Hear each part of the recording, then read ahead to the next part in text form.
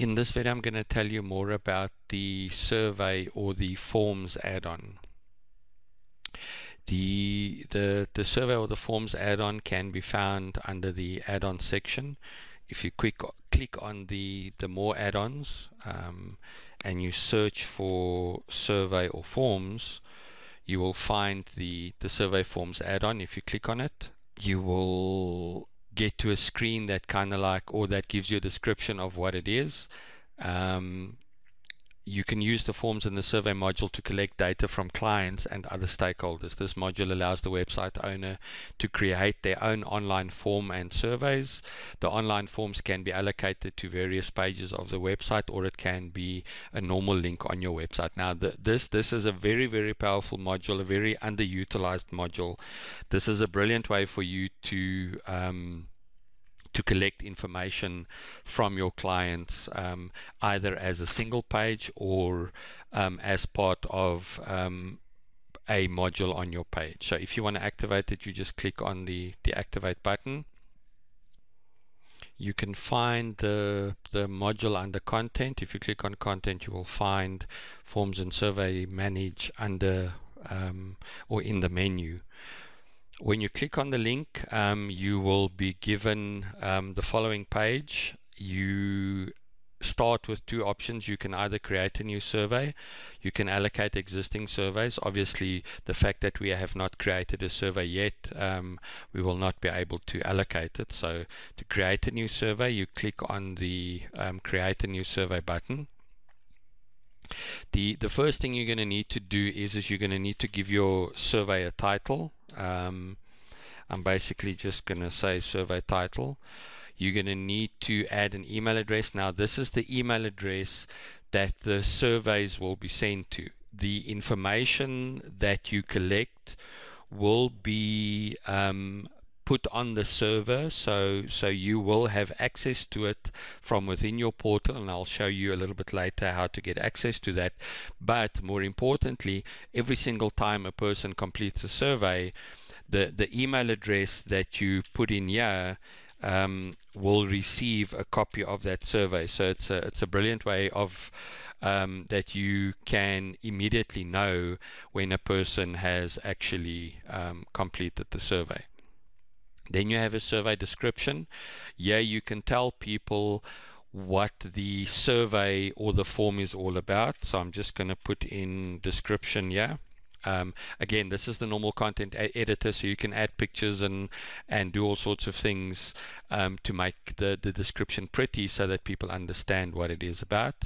And then you also have the thank you text. So once a client has filled in the survey and they click on submit, this is the text that they will see that where you can thank them for filling in the form. So you can use it as a simple thing just to say thank you, or you can say we'll be in contact with you very soon, depending on what it is that was in the form and the type of information that they shared with you. Then you can auto reply with an email to the respondent. So instead of them physically getting a message on the screen saying thank you for completing the survey or the form, you can actually reply with an email, and that email can have specific information in.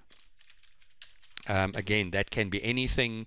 That information will obviously not display or show on the screen or as the thank you text, but the system, the minute that they've completed the form or the survey, the system will then send them an email with information that you want to share with them.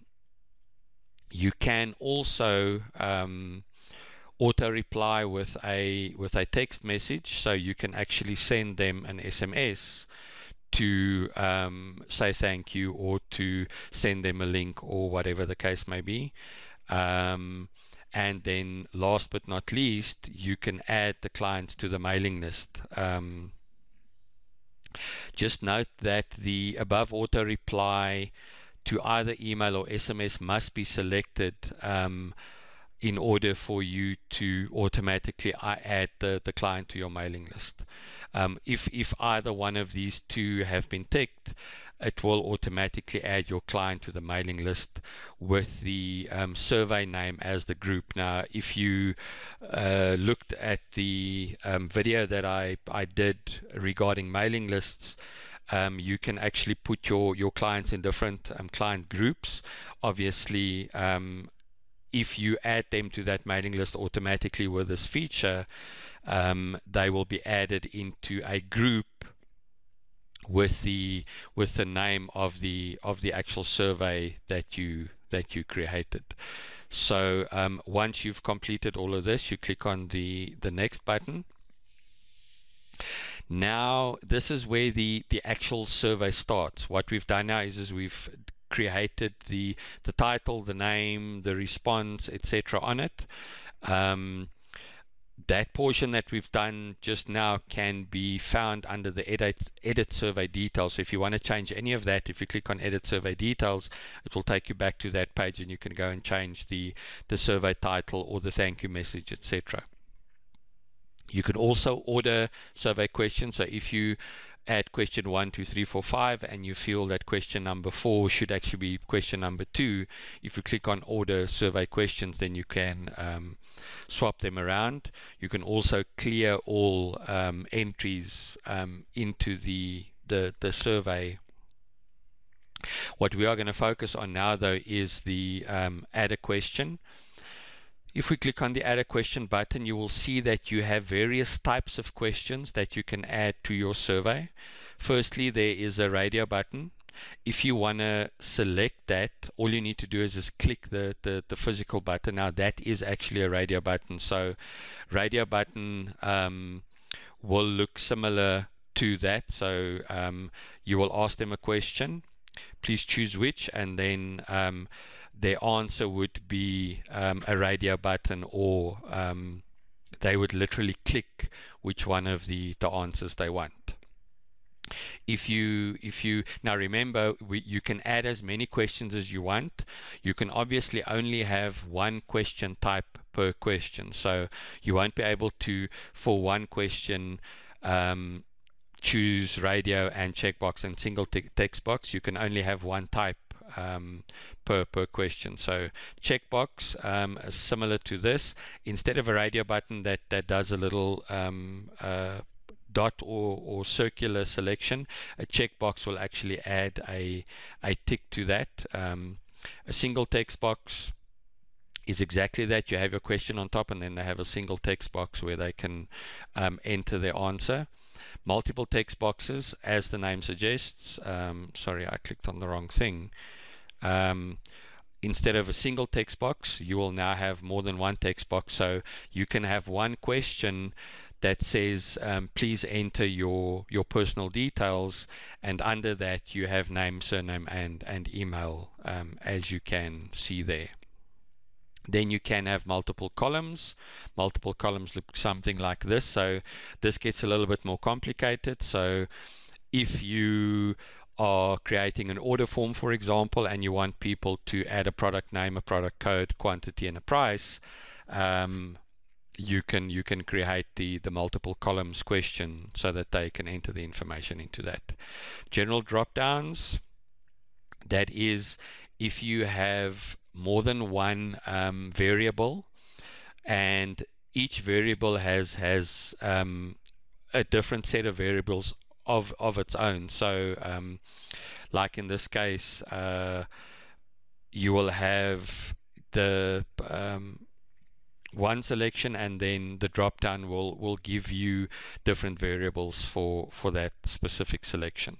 Then you have a comments or an essay box. Yeah, it would be bigger than a single text box. Obviously, yeah, instead of them being able to put in one line of text, they will be able to enter a whole bunch of information, a paragraph of 2 paragraphs, depending on the type of information you require. Then we've got descriptive text. Now this, as the description suggests, this is a field that allows you to describe a section of the survey to the user. So if you have a portion, or if you have certain areas of the form you can use the descriptive text to distinguish between different sections. This does not this is not a question that they can complete. This is simply just a piece of information that will tell them what the next section of the survey is all about. Then, and again, this is a very, very important and a very powerful feature, you can actually allow people to, or clients to upload a file. So if you want them to send you a picture or upload their ID book or a scan of their ID book, etc., etc., you can actually tick this and they are then allowed to upload a file. Please note that the files can only be 1 meg or smaller, and it has to be either a doc or a PDF or an XLS. All the file types that you can see here, it can only be those types of file types. So what you will do is you will choose your question. Let's choose the single text box. You will click on next. You will then be able to make changes to the actual question. Now, for a text box, what you need to do is this is what it will look like. It will have the text that you choose, and it will have a text box where you can enter the information. So we want to ask them, please enter your, let's say, ID number, your ID number in the text box below. So that is our actual question. If we then click on next, we will now see there's our question. We can edit that question if we want to make changes to the actual text itself. We can set the question to be mandatory. So if there's certain sections of your survey that your clients have to fill in, if you make it mandatory, it means that they cannot submit the survey, or they won't be able to continue with the survey unless they've actually filled in the question. So if you want to add a mandatory status, you just click on that. It will now change from not mandatory to mandatory. If you want to remove it, you just click on the remove button. Now you can either finish your survey if that was the only information you wanted, or you can add a question. You can add as many questions as you want. You can add as many of the same type of questions as you want. You can add as much different types of questions as you want, obviously, as long as the questions pertain to the information that you are requiring from your client. As soon as you're done with that, as soon as you're happy with the survey details, with everything else, with the order of the questions, etc., you click on finish. It will tell you that your survey has been created. It will also, because of the auto reply information that we selected, it tells us that we've chosen that, and we need to select the fields which the customer will use for the automated text message response. So it should be the email or mobile number in the field. Now if we go back to the surveys, we will now see that previously we didn't have the survey here. So now we can see the title of the survey. I just called it survey title. We can edit the survey, so if we want to make any changes to the survey, we're going to click on this button, and that's going to take us to the page where we can edit the survey. If we want to remove the survey, we're going to click on this. If you want to check responses, so anybody, as I told you earlier, you will get an email with all the individual responses, but all the responses from all the individual respondents you can actually find on when you click on this link. It will put all the information underneath each other, and you are actually able to export that information as well. Last but not least, if you click on this, it will actually take you to a page that will show you what your survey is going to look like. Now currently I can't see the survey because I haven't activated it yet, so what we need to do is let's just activate it first. once we make sure, now again, if it's not active, then it's not going to show up on your website, so you will leave it inactive until you have completed all the questions. So if you if it's a large survey or a large form that you need to create and you don't finish up with it, you don't need to worry, because you can save it and come back to it at a later stage. Nobody's going to see that until you actually click on that link to activate it, to actually look at the survey. There we can see it. There's the survey title. It tells us that you need to enter your ID number. We're going to let's say that's my ID number. Click on the submit button. There's the thank you message.